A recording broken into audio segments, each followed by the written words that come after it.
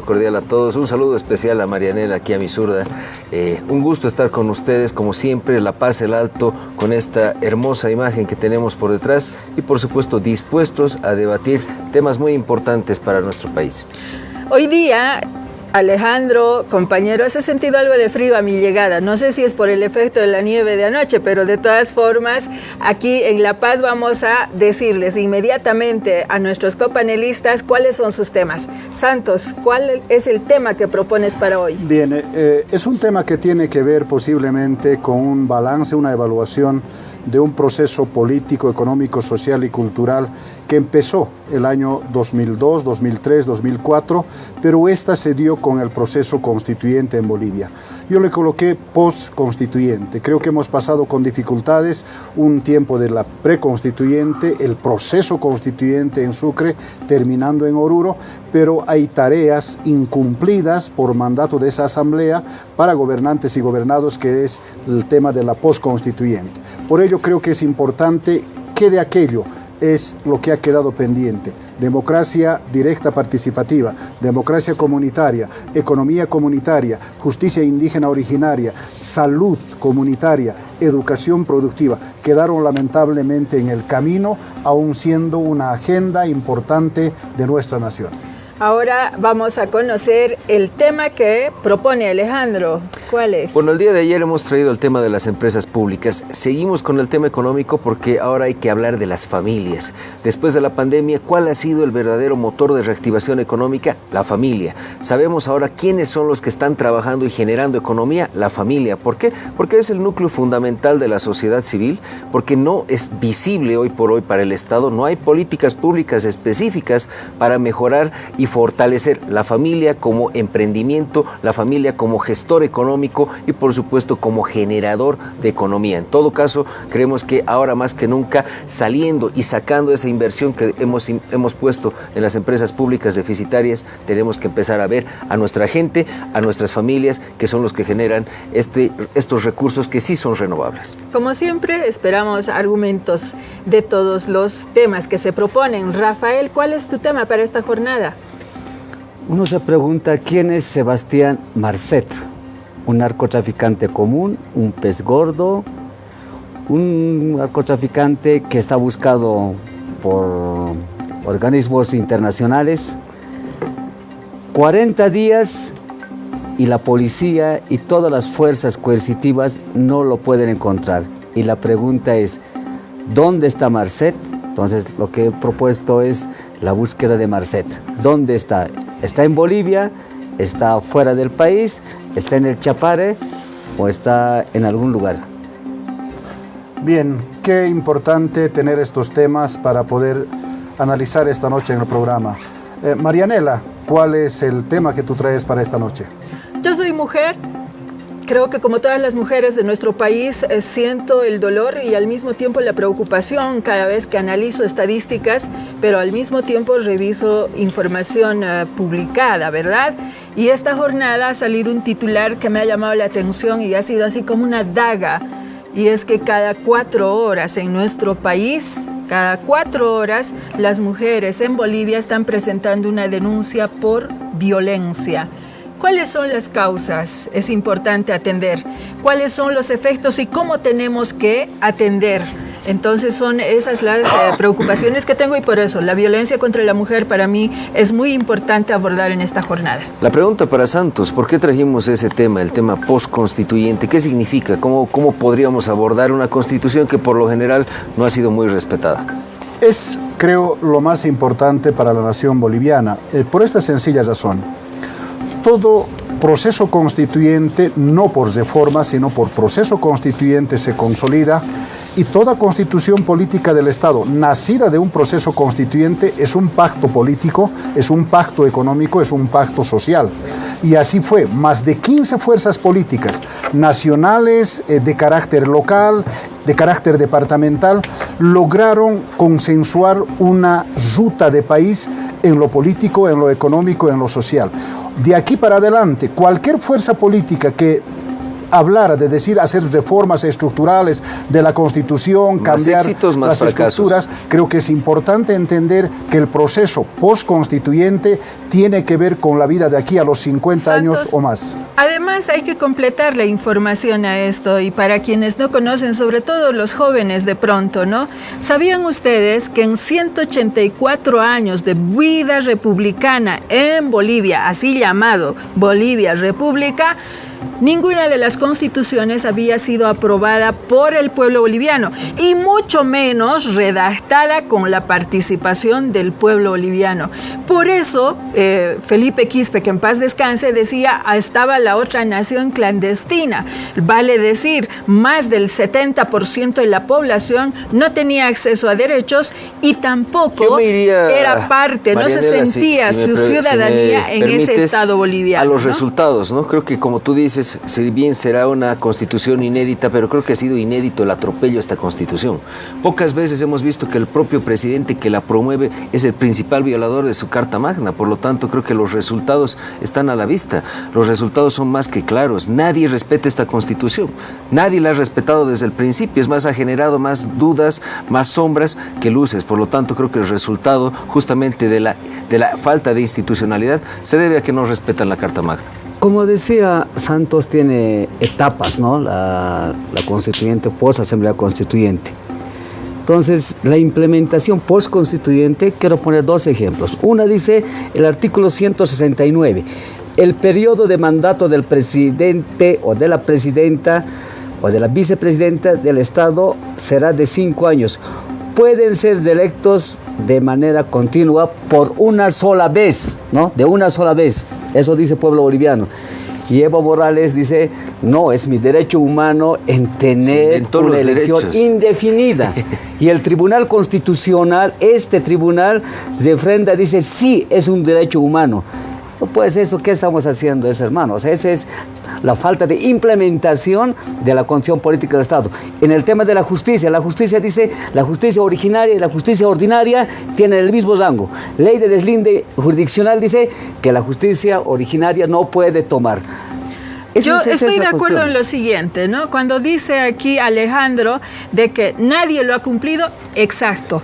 Es un automandato que como pueblo boliviano hemos firmado un 25 de enero del 2009 y nos hemos olvidado leer el artículo 108, que es los deberes de todo boliviano y boliviana, ese automandato. Segundo elemento, en efecto, de pronto no nos hemos preocupado después por seguir leyendo nuestras obligaciones, porque ha habido sabotaje de quienes le han dicho no a esa constitución y la han difamado de paso, ¿verdad? Ahora nos dicen, hay etapas, en efecto. Entonces, esta etapa que sea para leer cada día ese artículo 108 y cumplir con nuestros deberes. ¿A quién tendríamos que mandar a leer la Constitución? Creo que tendría que ser Evo Morales, porque nuevamente quiere volver a violar la Constitución política del Estado, postulándose de nuevo, y en este caso el propio gobierno haciendo amparos que no tienen sentido.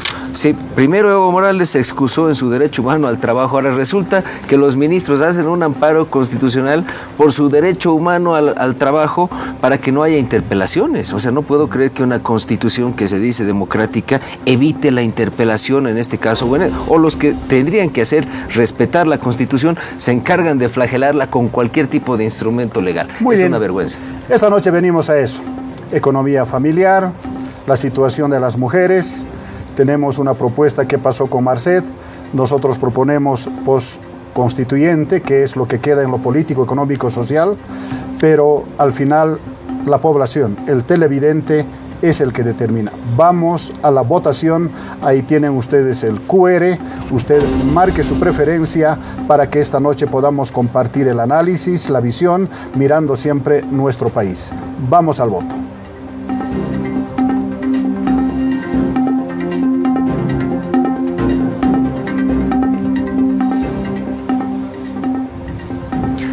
Bueno, a veces se ensañan con una persona y no leen, ¿no?, todas las obligaciones que se tienen acá.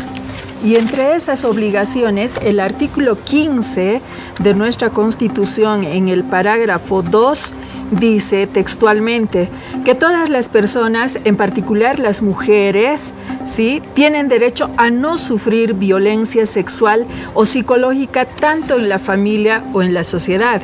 Pero resulta que, de acuerdo a la información que se ha presentado en las últimas horas, cada 4 horas las mujeres están presentando denuncias por violencia intrafamiliar. ¿Qué significa la palabra intrafamiliar? Significa que vive en un hogar, vive con alguien que le juró amor para toda la vida y resulta que la anda sacudiendo. Resulta que hay en Bolivia más de 3 millones de hogares y hay 1.700.000 de padres y más de 2,5 millones de madres. ¿Cómo explicamos esas cifras? Hay hombres que tienen doble vida y no están siendo responsables con sus hijos, con sus hijas, y se constituye en otra forma de violencia patrimonial o económica. Sabes, yo te doy toda la razón, pero ¿cuál es el sesgo? En este momento, señor parlamentario, hay parlamentarios que tienen indicios, ¿no?, de haber hecho violencia política. Hay gobernadores que han hecho violencia sexual y están libres. O sea, ese es el tema. O sea, si tienes poder político, tienes economía, estás libre. Eso es lo que se ve. Por eso es de que me estás diciendo entonces que el ciudadano, al verte a vos que como padre de la patria claro, te andabas traicionando, creo, a tu esposa, ¿no? No me acuerdo bien, pero el asunto es que repliquen esa conducta mala. El pueblo le veía como a Dios Evo Morales. Por eso yo hablo de deberes. Cuando le veían como a Dios, de deberes. No me puedo venir a excusar, pues, o a escudar a decir ¿quién es el pedófilo, que los pues? Padres de la patria nomás se porten bien. Desde el presidente o del expresidente, ¿cómo se ha comportado? Significa cumplir nosotros mismos. ¿Cómo ha admitido, cómo ha tenido relaciones con menores de edad? ¿Cómo ha tenido relaciones con menores de edad? Que claramente hay muchísima violencia contra la mujer. Pero ese es violencia familiar. Está más que claro que, lastimosamente, los que tienen que encargarse de dar el ejemplo, presidente, vicepresidente, autoridades, están empañando justamente y dando el mal ejemplo. Están promoviendo esa impunidad que se ve desde esferas de gobierno y que termina, pues, por convertir a una sociedad en más violenta, más machista y justamente respaldarse en un aparato partidario, lo cual es una vergüenza. Por eso también tenemos que tener una justicia que responda a la necesidad de la gente. Alejandro, ahora yo puedo decir por qué es importante debatir desde el programa para el país y para los bolivianos y bolivianas el tema de los ejes centrales de la postconstituyente, lo que la Constitución ha transcrito por voluntad de sus representantes en la Asamblea. Lamentablemente, muchas de ellas han sido operativizadas, pero no son ejecutadas, lamentablemente. ¿Qué significa eso? Este tema que se trae sobre el tema de la violencia contra la mujer, hay una ley, la ley 348 en Bolivia, ¿no? Pero esta ley, ¿qué es lo que ha determinado? Es como determina el procedimiento de manera sustantiva, de manera adjetiva, como corresponde el derecho, pero sin embargo, no simplemente termina ahí. Porque la participación de la mujer no es que está en la etapa del matrimonio, ni siquiera en la etapa de su juventud, está en su niñez. Hay un sistema educativo que debe apuntalar allá. Hay política, la de despatriarcalización, plenamente de acuerdo. ¿Cómo no vamos a estar de acuerdo? Pero el tema es, como alguien decía acá en el programa, los propios actores, las propias autoridades han empezado a pisotear y eso es preocupante y eso tenemos que corregir porque no simplemente es una ley. Yo quisiera acotar a esto, estimado Santos, que gran parte de la violencia contra la mujer también es económica. ¿Por qué? Porque no hay un respaldo desde el gobierno, no hay una política pública que empodere a la mujer, que le genere ese respaldo jurídico, pero también empresarial, que le entregue los insumos para acceder a créditos. Porque yo les voy a comentar una cosa, las empresas familiares son una realidad en Bolivia. Son estas empresas que se encargan de sacar adelante a la familia, que trabajan con el capital de la familia, donde una cuchara puede ser la cuchara para trabajar con el emprendimiento y para alimentar a los hijos, y justamente las cabezas de esas empresas familiares en un 70% son mujeres, cabezas de hogar y cabezas del emprendimiento. Por lo tanto, no hay un Estado que las ampare, que las resguarde y que les facilite y que les abra mercados y les entregue créditos para poder sacar adelante una familia. Por lo tanto, eso es parte de la violencia que también tenemos que tratar. Yo estaba pensando acá, como alguna vez al entrar al legislativo, decía, a ver, ¿cuántos entran con un matrimonio y con cuántos salen o con una segunda pareja? Si en esta mesa haría ese ejercicio, no sé por qué número de pareja estarán, por ejemplo. Eso es una forma de violencia. Ojalá que sea la única y para siempre, como has jurado ante el altar, ¿no ve?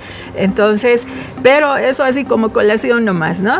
Cuando hablamos de violencia económica, ¿no? Es la negación de asistencia familiar a los hijos, pero utilizan a los hijos para violentar a la mujer. ¿Qué tal eso? Eso no es correcto en ningún ámbito, ¿sí? Entonces, ¿qué tenemos que hacer? Llamar a la reflexión a los hombres. ¿Por qué? Porque se supone somos pareja complementaria, hombre y mujer. Hemos venido a compartir la vida, no a abandonar a la otra. Pero estamos hablando, Marianela, de economía familiar, ¿no? En este momento. Por eso, si me permites terminar, ¿la economía familiar acaso no se afecta por esa falta de aporte del hombre? ¿Cómo mantienen esas mujeres abandonadas? O hay mujeres que hacen estudiar a sus parejas y después de tener una profesión se van con la otra. ¿Dónde están esos otros hijos? Muy bien. Y de paso, de acuerdo a las estadísticas, déjame terminar con esta estadística.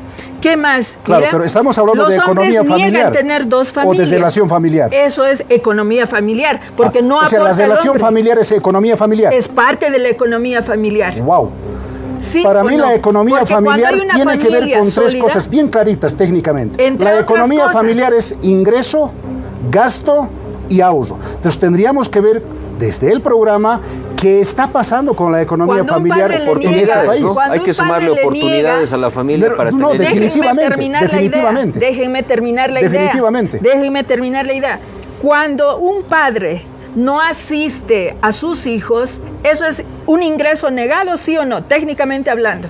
No. Yo le estoy hablando, ¿qué es la economía familiar? No podemos ir con esas incoherencias, no podemos hacer la economía familiar ¿no? Con la vida de unos hijos que en inocentes. Una familia, qué está pasando con su ingreso, qué está pasando con su gasto y si genera ahorro o no. Hay familias en las que individualmente garantizan el ingreso, o solo el esposo o solo la esposa. Y si lo hace toda la familia, posiblemente esté trabajando el esposo, la esposa y los hijos. Pero hay un ingreso. Y la economía familiar es bien concreto. O sea, estamos de acuerdo que si tú has traído a la mesa el tema de la mujer, ok, pero la economía familiar es muy claro, tiene que ver o el esposo o la esposa o la familia cubre los ingresos, los gastos, se genera o no ahorro. Yo comparto que este tema es muy delicado, ¿por qué? Así como lo ha propuesto el hermano Reyes, creo que hoy la familia ha ampliado su forma y manera de generar ingreso, egreso, y aún le falta para generar ahorro. Ese es un buen indicador desde la familia. Entonces habrá que mirarlo esta noche, parte de lo que se ha propuesto. Los datos estadísticos no mienten. ¿Cómo explicamos que hayan solo 1.700.000 padres en más de 3 millones de hogares y que hayan más de 2,5 millones de madres? Ahora, yo alguna vez cuando estaba en el gabinete he planteado, ¿por qué no hacemos un estudio real sobre el aporte a la economía del Estado de las mujeres? Yo estoy segura que las mujeres subvencionamos la economía del país, porque somos las que no tenemos seguro y hacemos mil maravillas para mantener a esos hijos a los que no quieren asistir. Hay algo los de lo padres, que tal vez tú porque hay que revisar estadísticas judiciales no estás sobre visualizando, la estimada de Marianela, que familiar. complementa lo tuyo, porque lastimosamente la mujer también sufre muchísimo de informalidad. Dentro de la economía nacional, la informalidad de la mujer es justamente donde tenemos que atacar para mejorar las oportunidades y solidificar la economía familiar. A mí me ha gustado lo que ha tocado la hermana, ¿no ve? Cuando dice, cuando un padre niega al hijo, hay que recordar que cuando Evo Morales era diputado, ha negado a su hija que es Eva Liz. Ha negado y le han obligado a reconocer a Eva Liz. Eso tiene que estar anotado. Y la señora Marianela Paco fue ministra de Evo Morales. Evo Morales ha aceptado la relación con la señora Gabriela Zapata, que ha estado metido en la corrupción de la CAMSE, ¿no? Y esa señora Gabriela Zapata era menor de edad. Entonces, usted tiene que ser... Estoy seguro porque yo he visto... A ver. Lo demuestro, entro a internet. Pero pueden ver el pueblo, te demuestro. ¿Alguna yo te vez estoy has demostrando. Dicho lo contrario? Y además tu odio con una persona que tiene que ver con lo que más de 11 millones de mujeres sufren. Yo no estoy ¿Por qué estás excluyendo de un tema estructural yo no estoy contando. De niños yo que estoy están viendo abandonados los hechos. en este momento? Cuando he dicho los diputados quedan en la impunidad, aquí está la lista. Puedes ver Justino Leaño, Jacinto Vega, Eugenio Quispe, Ariel Iriarte, Iriadium Padilla, Juan José Jauregui. ¿Por qué ellos no han sido procesados? Estoy hablando con las personas que deberían dar ejemplo porque son gobernantes. Bueno, de acuerdo. Ahora me voy a pasar al tema que dice que... Estamos hablando estructuralmente, por eso yo digo, nunca una cosa estructura comparto, pero usted mismo ha dicho, los que niegan a sus hijos... Evo Morales ha negado a su hija. Ese es un tema hecho, es un tema real, donde usted ha sido ministra. ¿Y me has escuchado decir no le des asistencia familiar? No, has escuchado pero ha sido parte de ese gobierno. ¿Qué posiciones he marcado internamente? Pero yo estoy hablando de los hechos. Como le he dicho yo en gabinete, yo estoy segura que hablando de la economía familiar, la economía del Estado. Y eso necesita una investigación precisa. Pero hablando de la economía familiar, yo termino con esto. El 10 de abril de 2019, el exministro Luis Arce dijo que 100 bolivianos alcanza para la canasta familiar. 100 bolivianos. En una semana con 100 bolivianos puedes comprar. O sea, con 400 bolivianos en el 2019, el 10 de abril podías vivir. Pero ustedes saben, hermanos, ¿se puede vivir o no se puede vivir? No, pero solamente eso, solamente eso. Grado de yo no estoy inventándome, yo solamente hablo los hechos. Los hechos que trajiste, Rafael, quisiéramos un poquito ampliar ese debate. Bueno, yo en este tema de la coyuntura que estamos viviendo en este momento, traje el tema de Marcet. ¿Dónde está Marcet? Esa es la pregunta. Marcet ha llegado a Bolivia el 2018. La información que se tiene es de que ha sacado nuevo documento de identidad y donde ha sacado también pasaporte ha sido donde estaba trabajando la señora o la hija de la señora Nemesia Chacoyo. Han hecho un gran operativo y hasta la fecha no lo encuentran, o sea, no lo encuentran. Entonces, el Estado, la pregunta es, ¿ha penetrado al Estado? Porque fácilmente el pueblo tiene que saber, cuando sacas tu carnet, porque has sacado un carnet, es biometrizado, tocas y tranquilamente podían haber identificado. Entonces, ¿cómo ha sacado un carnet acá? ¿Cómo ha sacado un pasaporte? Esa es la pregunta. La pregunta es ¿cómo? ¿Cómo ha sacado? La realidad es que, estimado Rafa, son 40 días y 40 noches donde no pueden encontrar al señor Marcet. Lo más seguro es que está afuera, pero lo que sí nos deja como evidencia es que hay una gravísima penetración del crimen organizado a las instituciones, en todo sentido y en todos los rostros del crimen organizado, desde la minería ilegal, narcotráfico, contrabando de madera, trata y tráfico. Claramente este Estado es un Estado tomado por el crimen organizado y en ese sentido se debe reinstitucionalizar y en ese sentido justamente hay que respetar las normas. Pero esas normas que no hemos respetado nos han llevado a ese grado. Lo que dice el diputado, lo que dice Rafael, esto es grave. Estamos hablando no solo de una persona, no estamos hablando solo de la infracción a la ley 1008, no estamos hablando solo del narcotráfico, estamos hablando de la seguridad interna del Estado plurinacional. Y miren lo que pasa. Hay una persona que está metido en el narcotráfico, para Brasil se llama Luis Paulo Amorín, para Uruguay se llama Sebastián Enrique Marcet Cabrera y para Bolivia se llama Gabriel de Sousa Beumer. ¿Qué significa esto? Significa que este personaje ha burlado la seguridad interna no solo del Estado boliviano, ojo, de Brasil, de Paraguay y de Uruguay. ¿Y qué ha sucedido? Cuando llega el señor Marcet a Bolivia, llega el 25 de octubre del año 2018. ¿Quién era presidente? Evo Morales. ¿Quién era ministro de gobierno? Carlos Romero.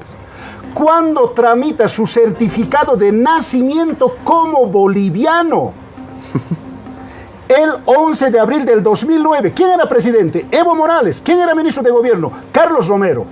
Y cuando saca su carnet de identidad como si fuera boliviano, el 17 de abril del 2019, ¿y quién era presidente? Evo Morales. ¿Y quién era ministro de gobierno? Carlos Romero. Pero lo más grave, lo que sucede en la ciudad de Montero, Santa Cruz, es que este personaje que ha sacado como si nada, el 22 de abril tramita su pasaporte. ¿Y dónde lo tramita? En Montero, en Migración. Y la pregunta otra vuelta es, ¿quién fue presidente y quién fue ministro de gobierno? Presidente Evo Morales, ministro de gobierno el señor Carlos Romero. Esto es grave. Y las posteriores acciones, evidentemente lo que decía Rafael, lo que decía el diputado, esto llama la atención. Si la seguridad interna del Estado boliviano ha sido contaminado o perforado por los poderes del narcotráfico, entonces, ¿qué seguridad podría esperar el ciudadano de a pie, lamentablemente? Sí, si ponemos a esta fecha, esa seguridad en efecto está absolutamente debilitado por la descripción que hace Santos, ¿no? Aunque retrotraiga en el pasado las cosas, lo cierto es que hay que asumir conciencia de dos cosas. En el contexto histórico, cómo se han implementado el narcotráfico, cómo se ha metido a la vida política, cómo se ha hecho parte de los estados.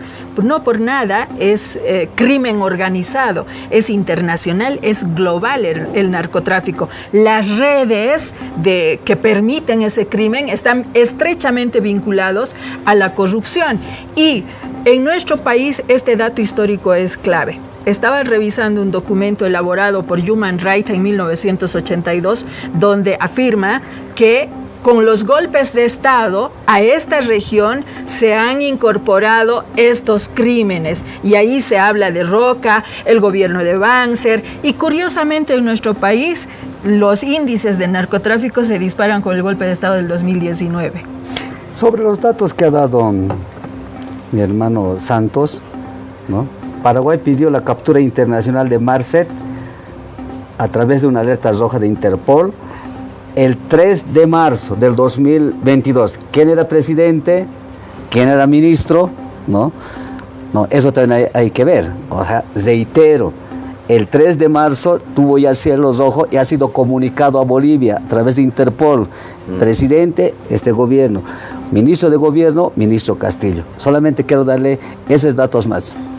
Bueno, como verán, hay mucho que debatir. Son muchos los argumentos, no sé cuál de los temas le interesa más. Como yo les he dicho, a mí me interesa la vida de las familias, de las guaguas, de las mujeres que sufren y le toca a usted. En pantalla usted ya tiene la votación del QR y vamos a ver cómo estamos en eso que usted está marcando. Está en pantalla, a ver cómo estamos. Vamos, pónganse atentos a la 1, 2, 3... Listo, hasta ahí. Veamos quién o qué tema ha ganado.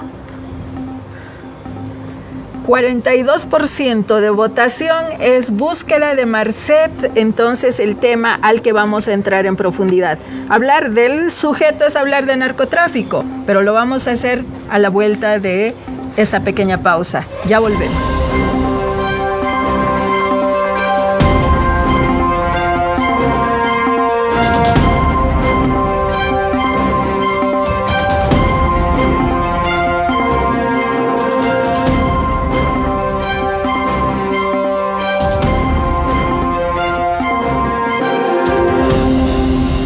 Hola, soy Vanessa Castro.